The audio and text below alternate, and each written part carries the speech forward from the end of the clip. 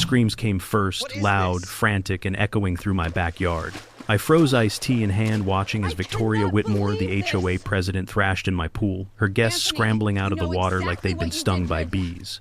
"You poisoned us!" she screamed, her face red with rage. I took a slow sip, met her furious gaze, and said, "Funny?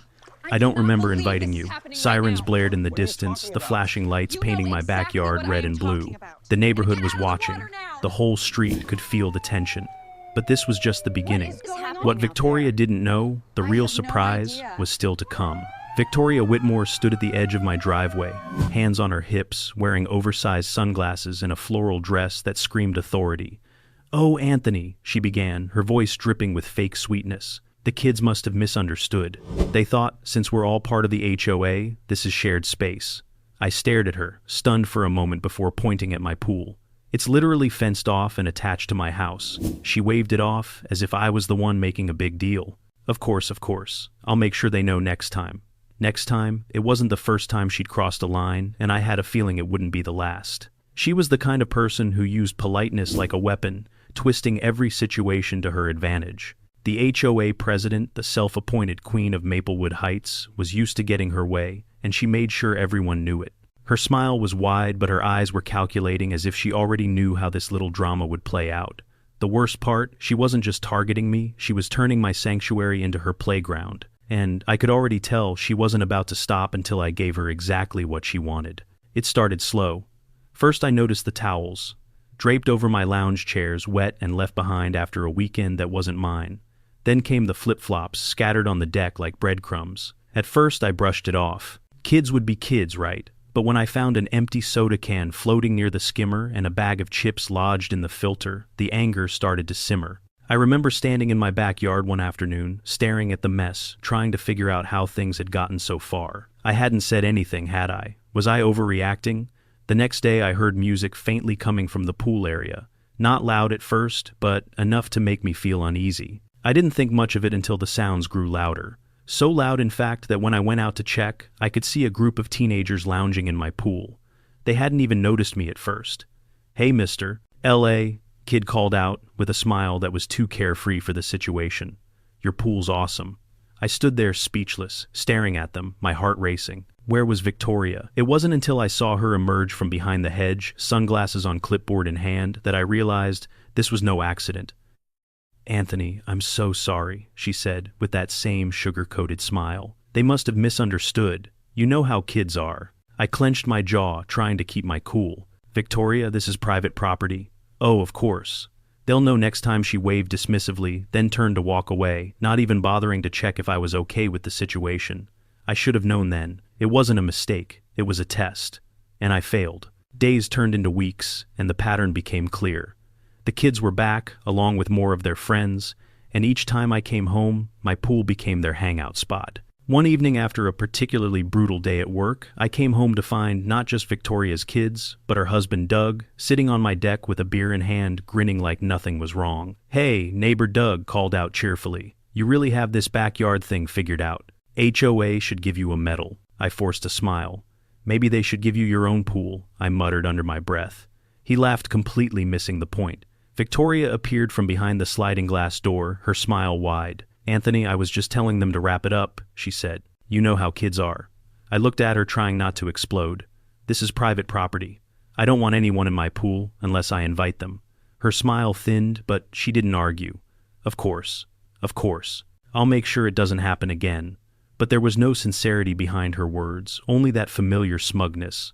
The worst part, it happened again and again. By the end of the week, my backyard looked like a public pool, the deck cluttered with empty bottles, half-eaten sandwiches, and a constant parade of strangers. Every time I came home, I found myself standing in the middle of it all, my space reduced to a community playpen while Victoria waltzed around as if she owned the place.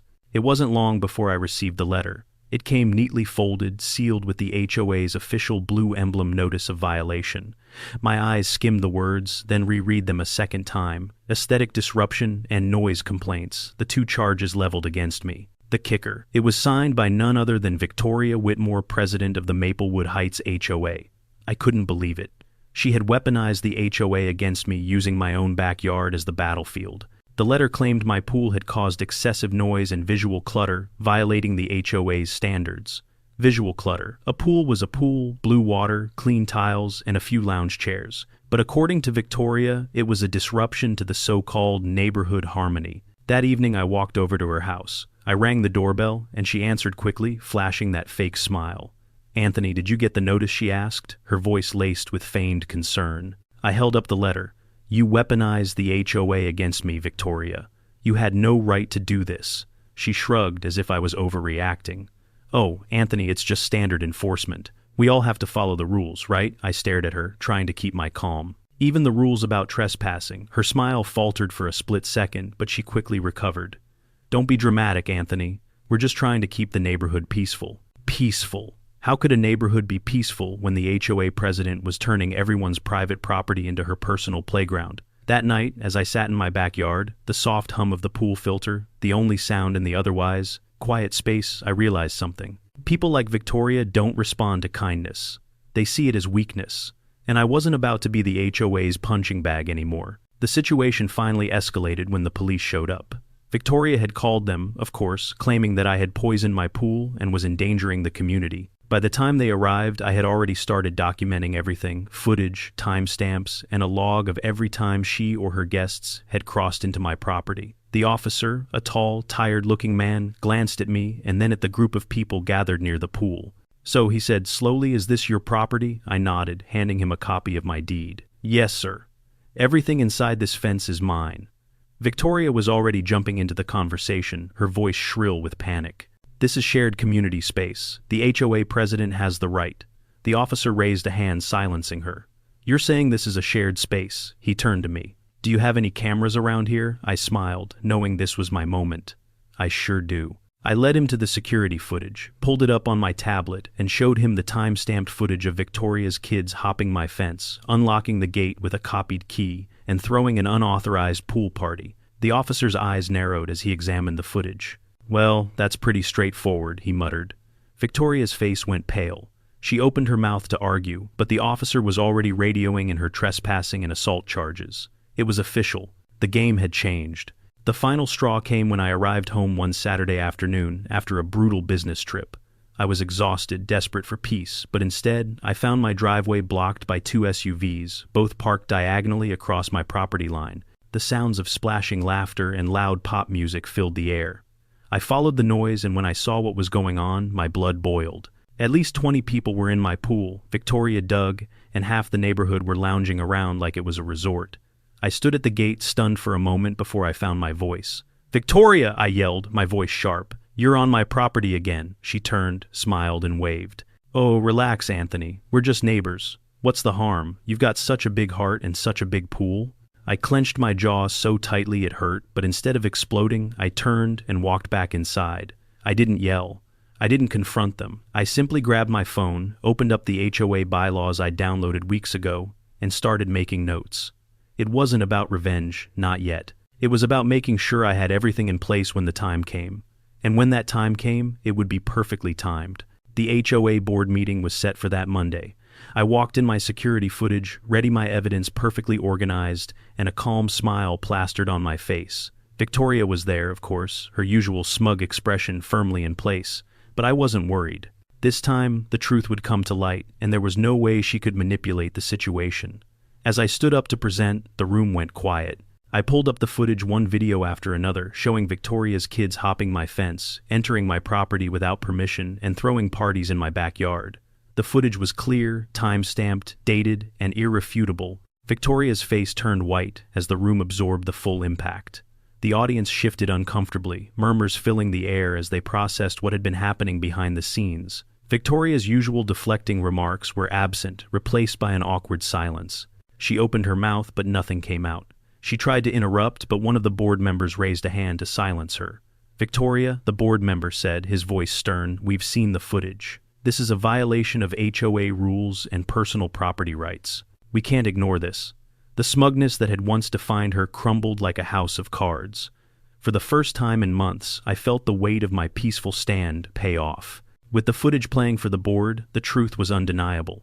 Neighbors who had once turned a blind eye were now seeing things for what they were. The HOA board had no choice but to address the fact that Victoria had turned my backyard into a community pool without permission. She had crossed a line and everyone saw it, but I wasn't finished.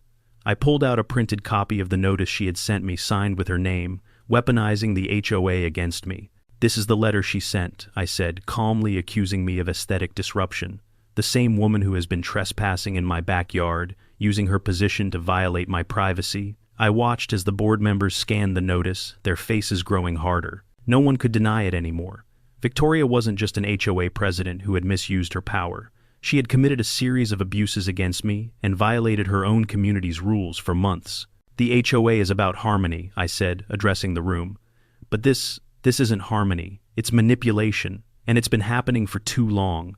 Victoria's face flushed with anger. She opened her mouth to speak, but she knew she had lost. It wasn't long before the tension in the room reached its peak.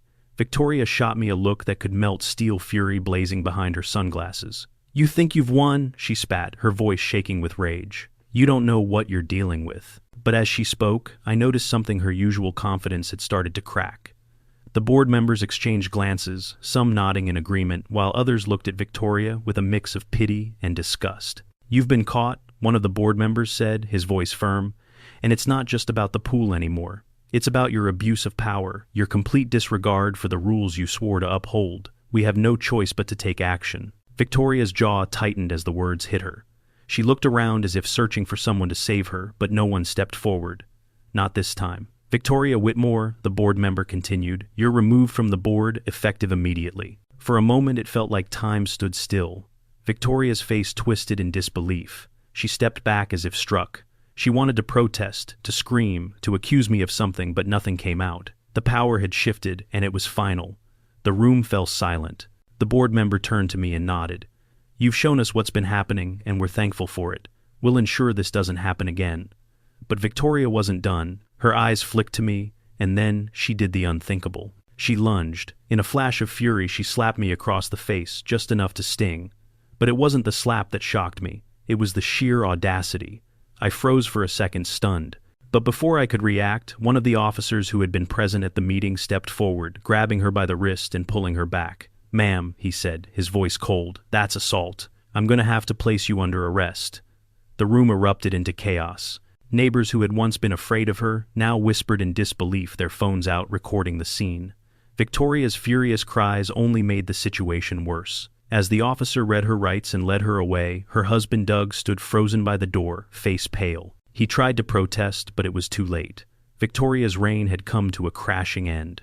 The officers escorted her out of the room, and with that, the last of her control vanished. The HOA was free from her tyranny, and for the first time in months, I could feel the weight lift from my shoulders.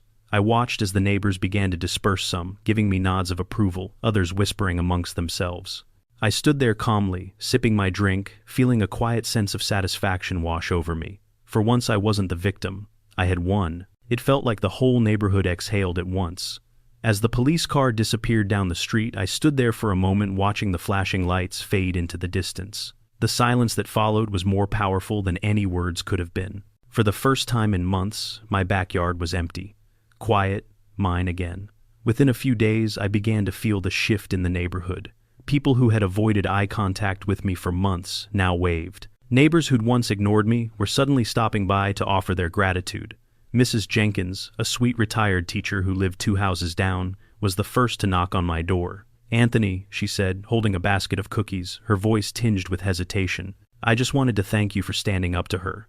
We all wanted to, but none of us had the nerve." I smiled, appreciating her sincerity. "You mean for surviving Victoria's reign?" I joked. She chuckled, her face flushed with the kind of guilty relief that only comes from standing up to a bully. "We used to joke, she ran this place like a mini dictatorship. Guess it's not a joke anymore. It wasn't just Mrs. Jenkins." One by one, the neighbors came, some to express their thanks, others to share their stories of how Victoria had manipulated them. The mechanic from across the street, the single mom from the corner house, even Mr. Kim, who rarely spoke to anyone, they all had tales of unfair fines, threats, and anonymous complaints that had mysteriously matched Victoria's tone. It wasn't just about me anymore. It was about everyone she had wronged. I hadn't just taken back my backyard. I'd freed the whole neighborhood. Victoria's downfall didn't end with her arrest. The HOA board, after much internal pressure, had begun its own investigation into the financial mismanagement under her leadership. It turned out there had been more going on behind the scenes than just my pool. Over $80,000 had gone missing from the HOA's funds, spent on fake beautification projects, inflated event budgets, and consulting fees that were never actually used. The news hit the neighborhood like a storm. Victoria's actions had gone far beyond trespassing and bullying. She'd embezzled HOA funds for her personal gain. It didn't take long for the county auditors to get involved, and before anyone knew it, the whole story was public. Victoria's real estate license was suspended, her credit tanked, and her reputation in the local real estate community was in shambles. And then came the HOA letter, a formal apology of all things. They refunded every fine she had ever issued me. Rachel, the new HOA president, wrote me personally to express her regret. What Victoria did was unacceptable. "We're grateful you brought it to light," she said. I chuckled when I read it. Tuition, I muttered to myself. I learned more about HOA law than I ever wanted to know, but I couldn't help but feel a sense of satisfaction. Finally, the balance had been restored. The twist, though, came when I received an unexpected call from a detective, Alan Morris, from the County Financial Crimes Division. "Mr. Lewis, we've wrapped up our investigation into Mrs. Whitmore," he said, his voice tight with barely contained enthusiasm. "I wanted to let you know that because of the footage and documents you provided, we were able to recover over $90, 0 inches stolen HOA dues. You've played a bigger role in this case than you know." I sat there stunned. I had never expected my small act of revenge to lead to such a massive outcome. A petty prank, some patience, and a lot of evidence had helped bring down an entire criminal scheme. But it didn't end there. Alan handed me a printed property record for Victoria's house. "It seems her house went up for auction after she defaulted on her mortgage," he said casually. "And you, sir, are now the proud owner." I blinked, processing the information. "Wait, what? You're the highest bidder?" he continued. "It's already been processed. You'll receive the deed soon." I sat there for a moment, letting the irony sink in. The woman who had once claimed my pool as communal property had lost her house to me. The following week, I walked over to her house, a set of keys now in my hand. The door creaked as I opened it, the stale air mixing with the faint scent of her perfume. The place had been abandoned, her furniture gone, leaving only the faint echoes of her presence. The walls were lined with old HOA plaques, motivational quotes about leadership, and faded photos. I almost snorted. The irony was thick, but I didn't need to linger. I stepped out to the backyard, and that's when it hit me. From this angle, I could see my pool, my private quiet pool, perfectly framed through the fence. Victoria had once used that view to justify her actions. Now, it felt like fate had come full circle. I sat on the back steps of her porch, staring across the street at my home, and I realized that this wasn't just about victory. It was closure. As summer wore on, I turned her old house into something new, the Blue Haven Annex, a guest suite for visiting family and friends. I kept the name simple, but the meaning behind it was clear. It wasn't about holding on to something that had caused so much pain. It was about turning that chaos into something beautiful. A few months later, I threw a small gathering to celebrate. Nothing big, just some neighbors, food, and drinks. As we stood on the porch, Mrs. Jenkins raised her glass. "To Anthony," she said, her voice warm, "the man who ended the HOA tyranny." Everyone laughed and clinked their glasses, and I smiled, humbled but pleased. For the first time in years, the neighborhood felt like a community again. No more HOA rules, no more power plays. Just people, real neighbors. That night, as the last guests left and the house fell quiet again, I stood on the porch looking out at my pool, still and calm beneath the moonlight. It had been a long, exhausting battle, but as I took in the peace I had fought for, I knew that in the end, it was all worth it. And as I headed back home, I couldn't help but smile. Because peace, I realized, wasn't just about avoiding conflict. It was about standing your ground and knowing when to let karma do the rest. The next morning, I added one last touch to my backyard, a small wooden sign next to the pool gate. In neat, hand-painted letters, it read, "Private pool. Keep out. Especially you, Victoria." For once, I laughed, not because I had won, but because the battle was finally over. And this time, I had peace. Real peace.